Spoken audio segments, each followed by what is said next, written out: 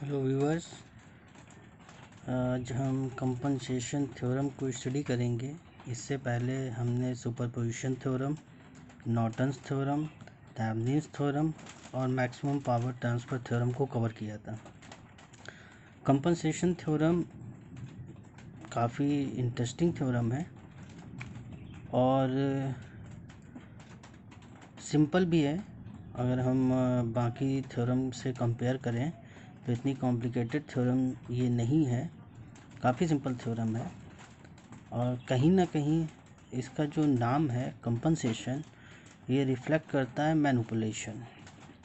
अब क्या हम मैनिपुलेट करते हैं, क्या ऐसा होता है जिसका हमें मैनिपुलेशन करना होता है?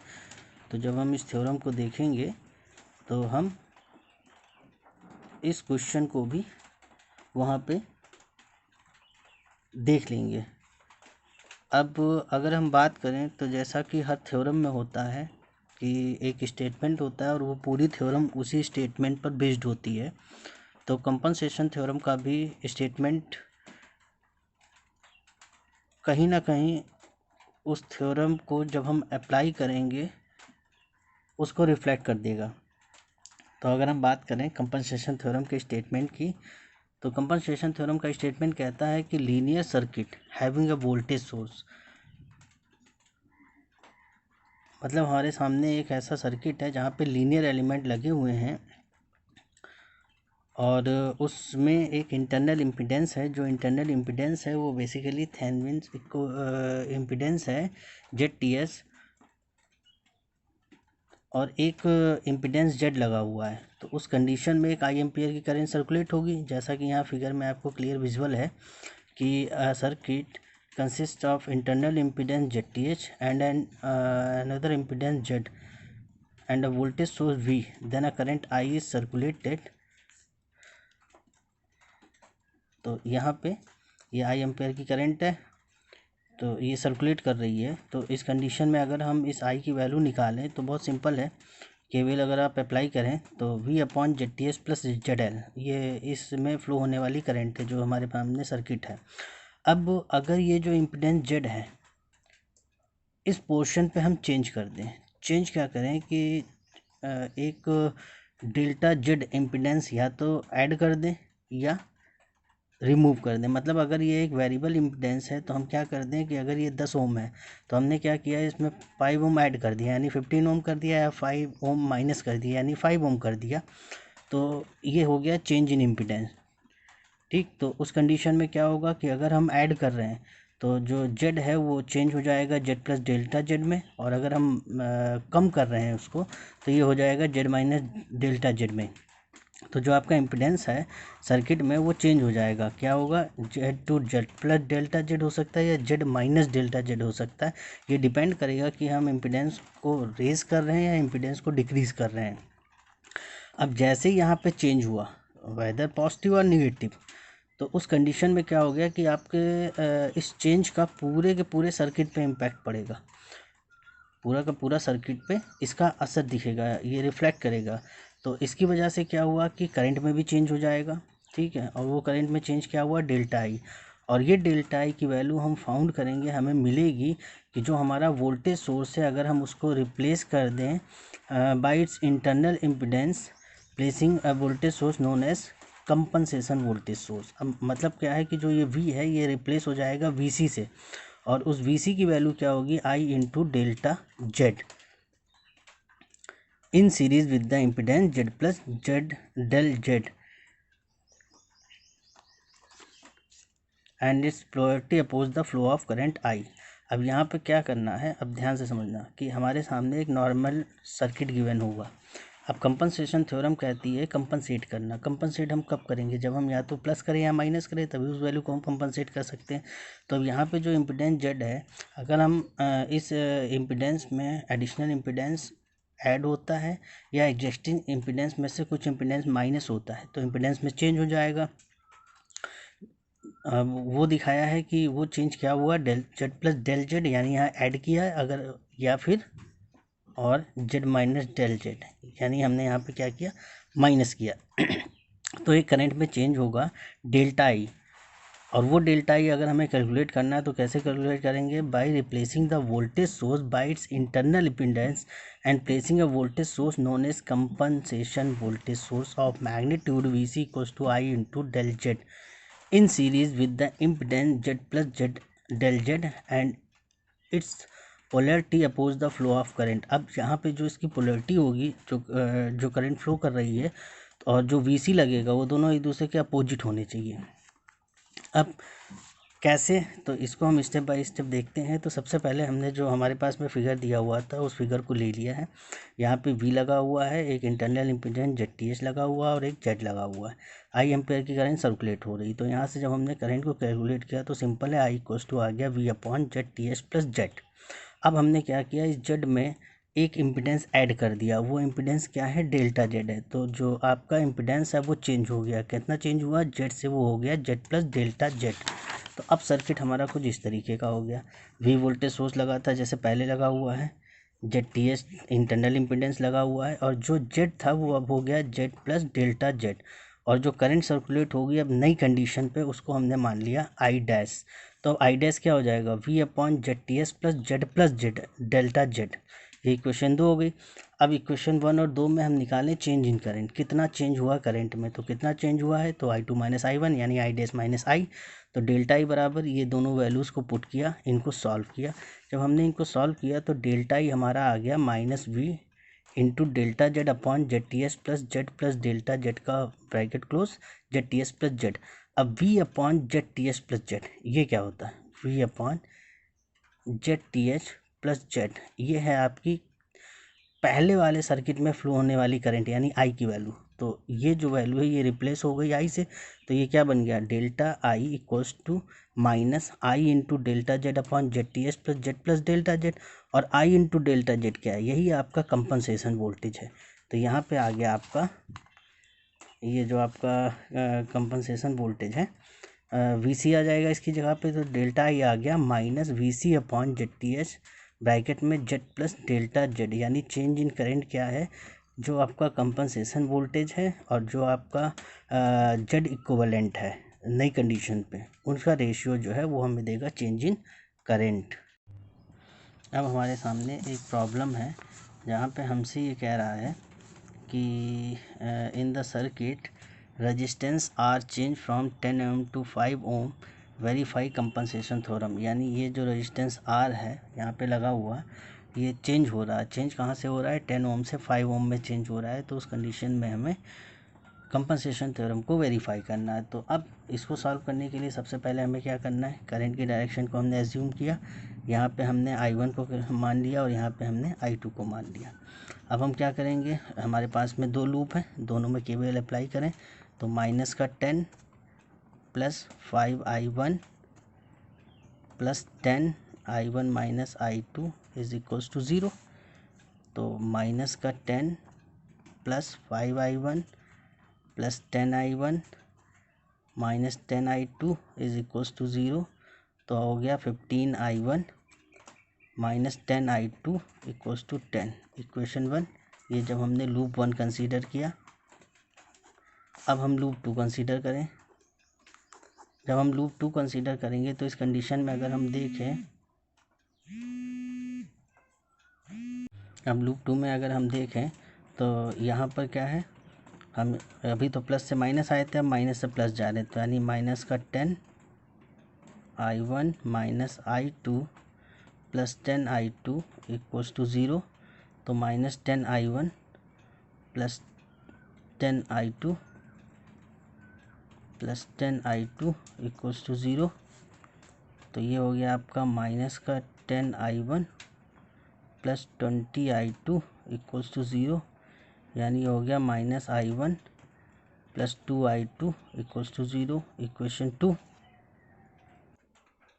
अब क्या करना है, हमें इन दोनों इक्वेशनों को सॉल्व करना है। तो ये इक्वेशन 1 थी, यहाँ पे हमने लिख दिया माइनस का I1 plus 2I2 equals to 0। अब हम क्या करें कि 15 का अगर मल्टीप्लाई करें तो ये 15 हो गया, या रुको, हाँ, इक्वेशन 2। तो अब हमने क्या किया, मल्टीप्लाई बाई 5 इन इक्वेशन 2। तो जैसे हमने 5 का मल्टीप्लाई किया तो 5i1 plus 10i2 equals to 0, ये इक्वेशन 3 बन गई हमारी। और इधर आपका था 15i1 minus 10i2 equals to 10, ये कैंसिल आउट हो गया, ये आपका बन गया 10i1 इक्वल्स टू 10। तो i1 कितना आ गया 1 एम्पियर। अब i1 हमारा आ गया तो इसकी वैल्यू को हम अगर पुट i1 इन इक्वेशन 2, दूसरी इक्वेशन में अगर इस वैल्यू को रख दें तो ये बना आपका -1 प्लस 2i2 इक्वल्स टू 0। तो 2i2 इक्वल्स टू 1, तो i2 इक्वल्स टू आ गया आपका 1/2 डेट इज़ 0.5 एम्पियर। तो यहाँ पे i1 की वैल्यू निकल आई 1 एम्पियर और i2 की वैल्यू निकल आई आपकी 0.5 एम्पियर पहले केस में। ठीक, अब हमसे क्या कहा है, हमसे कह रहा है कि जो आपका रेजिस्टेंस है वो चेंज हो गया 10 ओम से 5 ओम। तो अब हम दूसरा सर्किट बनाएंगे। यहाँ पे ये आपका 10 वोल्ट है, ये आपका 5 ओम है, ये आपका 5 ओम है, ये आपका 10 ओम है, इसको कनेक्ट कर दिया। अब फिर से हम यहाँ पे अब मानेंगे i1 डैश i2 डैश। अब यहाँ पे क्या है, पहले केस में हमने क्या किया, जो हमारे पास सर्किट गिवन था वहाँ से हमने i1 i2 को कैलकुलेट कर दिया। अब जो चेंज हुआ है उसके बेसिस पे हम i1 डैश और i2 डैश को कैलकुलेट करेंगे। तो यहाँ पे अगर हम कैलकुलेट करें तो फिर से सिंपल सा लूप 2 है, लूप 1 को कंसीडर करें तो -10 plus 5i1 plus 5i1 dash minus i2 dash, तो ये हो गया आप इक्वल्स टू 0। -10 प्लस 5i1 प्लस 5 i1 dash minus 5i2 dash equals to 0। तो ये बन गया आपका 10i1 dash minus 5i2 dash equals to 10, equation 1। अब लूप 2 ले लें हम, लूप 2 की बात करें अगर हम तो -5i1 dash minus i2 dash plus 10i2 dash equals to 0। तो यहाँ पे आपका आ गया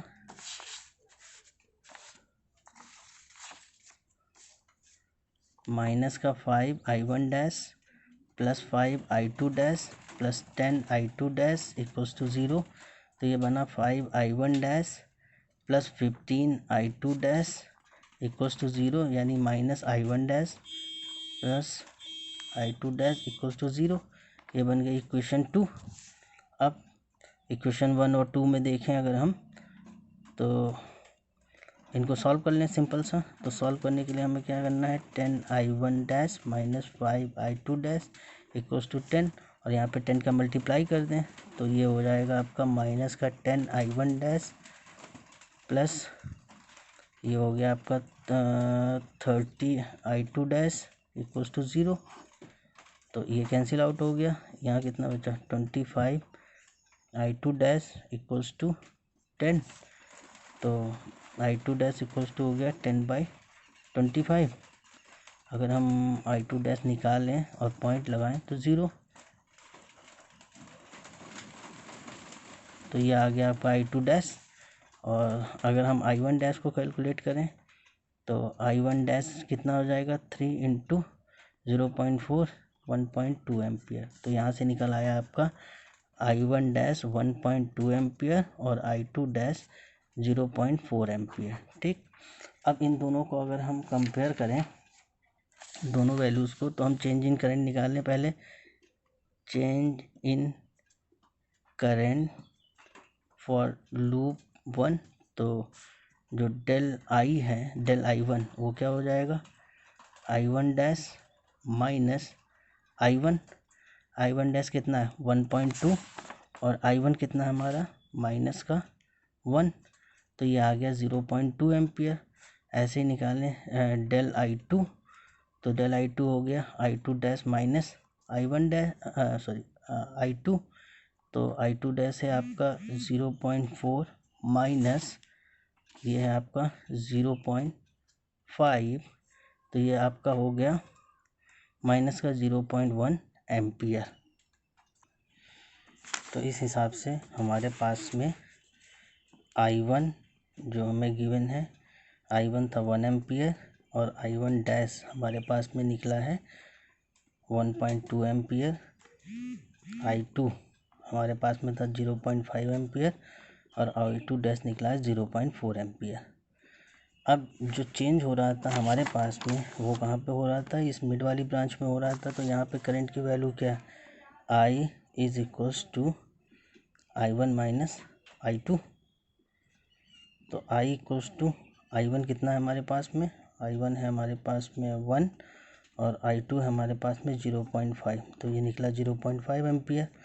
और I डैश ये कितना हुआ हमारे पास में, I1 dash minus I2 dash, यानी 1.2 माइनस 0.4। तो ये निकला I डैश हमारे पास में 0.8 एम्पियर। अब चेंज इन करंट, तो डेल I हो गया आपका, डेल I ये हो गया आपका 0.8 माइनस 0.5, यानी डेल I कितना आ गया 0.3 एम्पियर। अब कंपनसेशन वोल्टेज की बात करें तो VC इक्वल्स टू कितना होगा, VC हो जाएगा I इंटू डेल्टा Z। तो VC इक्वल्स टू I की वैल्यू हमारी कितनी आई थी 0.5 इंटू डेल्टा Z। अब डेल्टा Z कितना है, डेल्टा Z पहले 10 था पहले, अब इसमें क्या है डिक्रीज है 5 का, तो ये क्या हो गया माइनस का 5। तो VC हमारा कितना आ गया, VC हमारे पास आ गया 2.5 वोल्ट। क्लियर। तो अब ये सर्किट हमारा कैसे हो गया, यहाँ पे 5 ओम लगा था, यहाँ पे आपका 10 ओम लगा था, यहाँ पे जो चेंज था वो 5 ओम था, और यहाँ पे आपका आ गया कंपनसेशन वोल्टेज। अब करंट ऐसे जा रही है तो इसकी डायरेक्शन क्या होगी प्लस माइनस, और VC की वैल्यू थी 2.5 वोल्ट। ये चीज़, इसको और फर्दर सिंप्लीफाई करें तो ये तो एज इट इज़ आएगा, ये दोनों ब्रांच पैरेलल में है, तो इनका अगर हम पैरेलल सर्किट निकालें तो ये हो जाएगा आपका 10 इंटू 5 अपॉन 10 प्लस 5 15, 5 3 जा 15, 10/3। तो ये हो गया आपका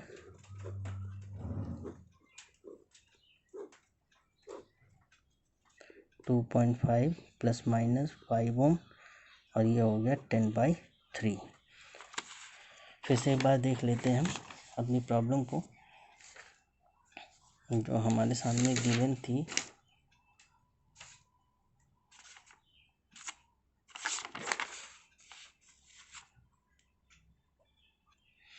कि हमसे कह रहा था कि कंपनसेशन थ्योरम को हमें वेरीफाई करनी है, जबकि जो R है वो चेंज हो गया 10 ओम से 5 ओम।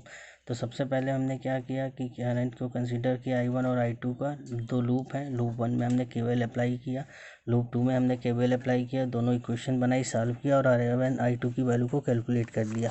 अच्छा, इसको थोड़ा सा और ईजी करना है तो यहीं पर हम I को तुरंत कैलकुलेट कर लें। ये I क्या होगा I1 माइनस I2, तो यहाँ पे 1 माइनस 0.5 यानी 0.5 एम्पियर। तो ये जो 10 ओम की ब्रांच है इसके अक्रॉस जो करंट फ्लो कर रही है वो 0.5 एम्पियर कर रही है। उसके बाद में फिर हमने क्या किया, जो चेंज हुआ, चेंज क्या हुआ 10 ओम से 5 ओम पर आ गए।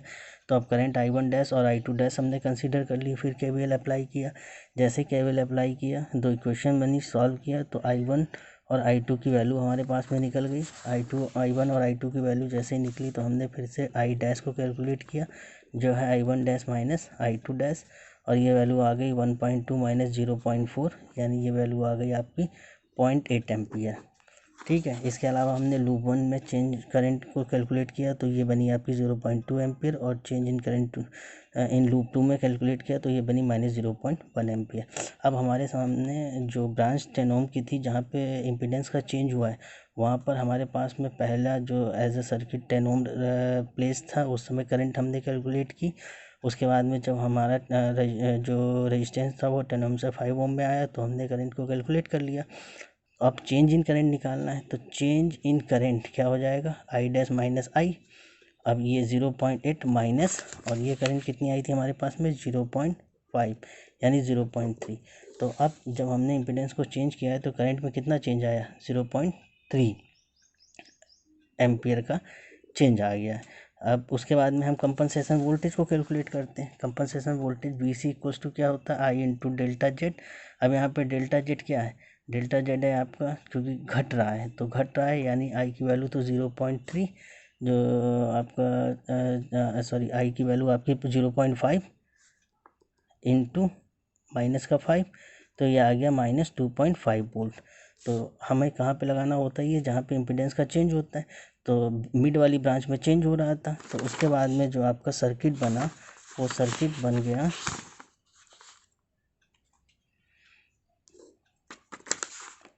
इस तरीके का, जहाँ पे जो एग्जिस्टिंग सोर्स था वो रिप्लेस हो गया कंपनसेशन वीसी से। यहाँ पे वीसी की वैल्यू रख दी, इसकी डायरेक्शन जो करंट की डायरेक्शन है वो अपोजिट होगी, बाकी दोनों रेजिस्टेंस एज इट इज़ हैं। और उसके बाद में इन दोनों जो जो चेंजेस वाला ब्रांच है उसको हमें नहीं टच करना है। इसके अलावा जितनी ब्रांचेज हैं उनका हमें इक्विवेलेंट ले लेना और इसके साथ में उसको सीरीज़ में कनेक्ट कर देना है। तो ये सीरीज़ में कनेक्ट हो गया और ये बन गया आपका सिंप्लीफाइड नेटवर्क कंपनसेशन थ्योरम का। तो इस तरीके से हम कंपनसेशन थ्योरम को अप्लाई करते हैं। ठीक है, थैंक यू।